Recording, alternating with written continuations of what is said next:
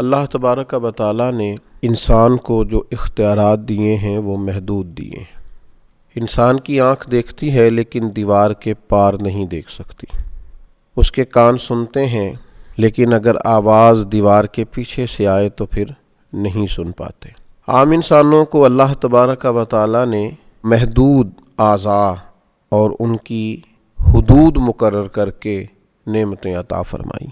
شاید کچھ لوگوں کا خیال ہو کہ یہ انسان کا ضعف ہے، یہ اس کی کمزوری ہے کہ وہ دیوار کے پیچھے دیکھ نہیں سکتا، دیوار کے پیچھے کوئی بات کر رہا ہو تو سن نہیں سکتا۔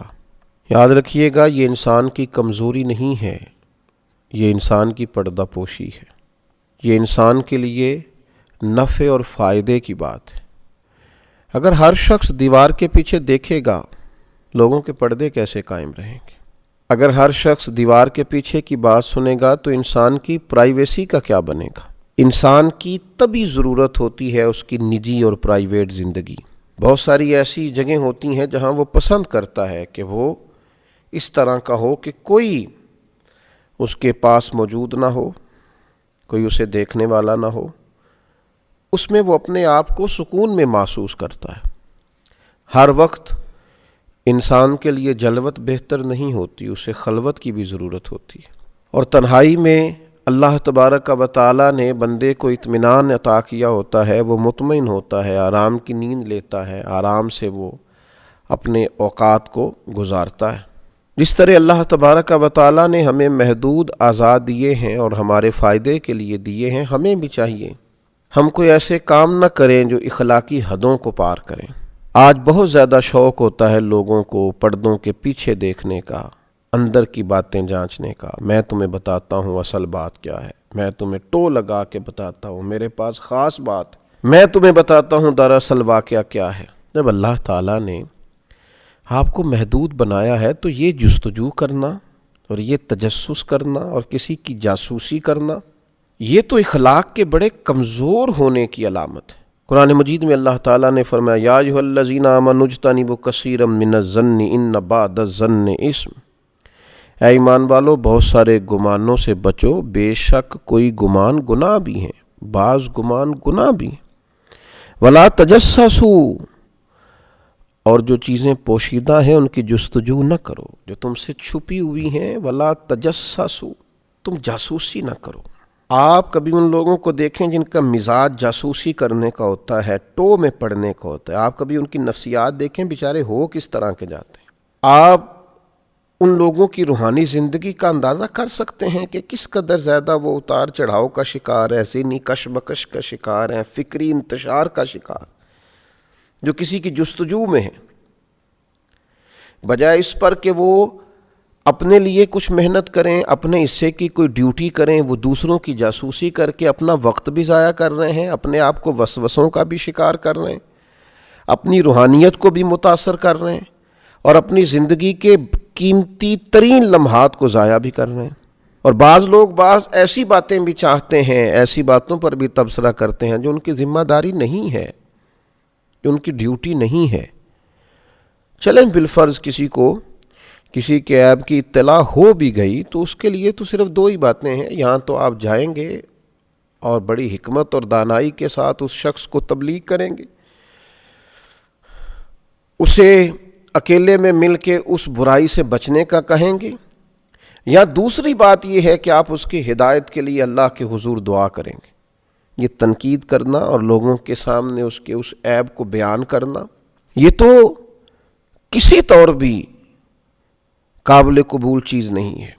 اور پھر جو خوبصورت لہجوں کے لوگ ہوتے ہیں، اعلیٰ اخلاقیات جو لوگ رکھتے ہیں، ان کا تو یہ انداز بھی نہیں ہوتا کہ وہ کسی شخص کے لیے جاسوسی کرتے پھریں۔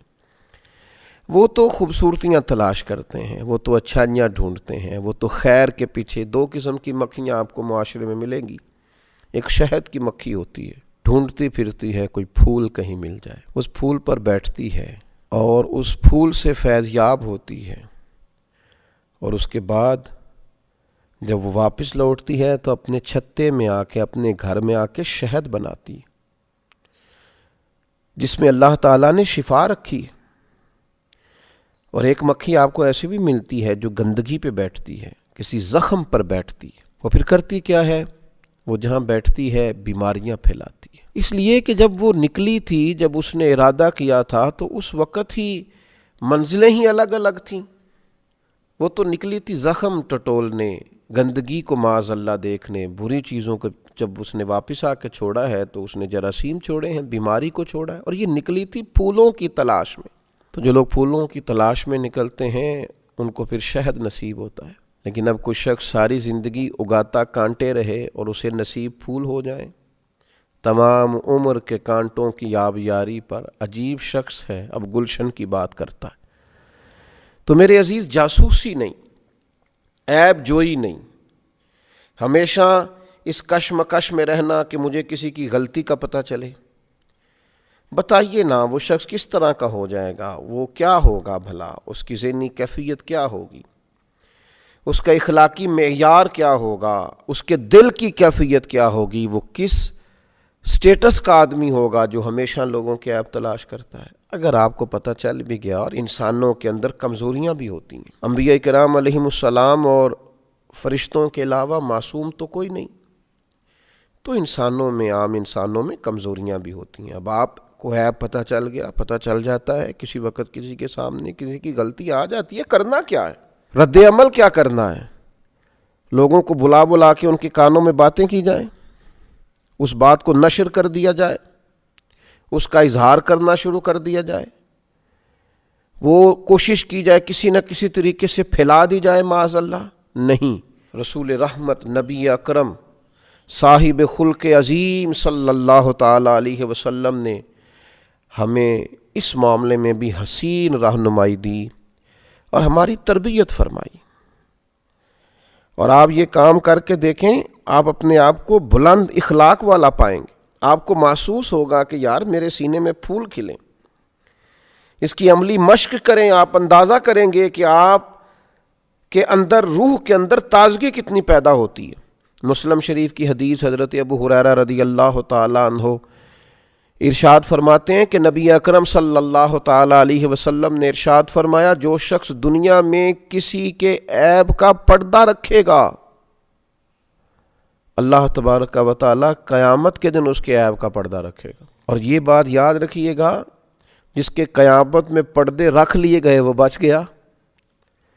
سب سے زیادہ ضرورت تو ہوگی قیامت کے دن پردہ پوشی کی، سب سے زیادہ حاجت تو ہوگی قیامت کے دن کے اس کے عیب چھپا دیے جائیں۔ تو کتنی بڑی سعادت ہے کہ قیامت کے دن اس کی پردہ پوشی کی جا رہی ہے۔ اللہ تبارک و تعالی اس کو اپنے فضل سے، اپنے کرم سے، اپنی رحمت کی چادر عطا فرما رہا ہے، اس کے پردے قائم رہے۔ یہ پردوں میں چھپا ہوا اللہ کے حضور حاضر ہو گیا، کامیاب ہو گیا، فتح یاب ہو گیا، معاف کر دیا گیا، جنت کا حقدار بنا۔ لیکن اس کے لیے اسے دل بڑا کرنا ہے، بلند اخلاق کا مظاہرہ کرنا ہے۔ وہ کیا کرے گا؟ وہ دنیا میں کسی کا عیب دیکھے گا تو اس پر پردہ ڈالے گا۔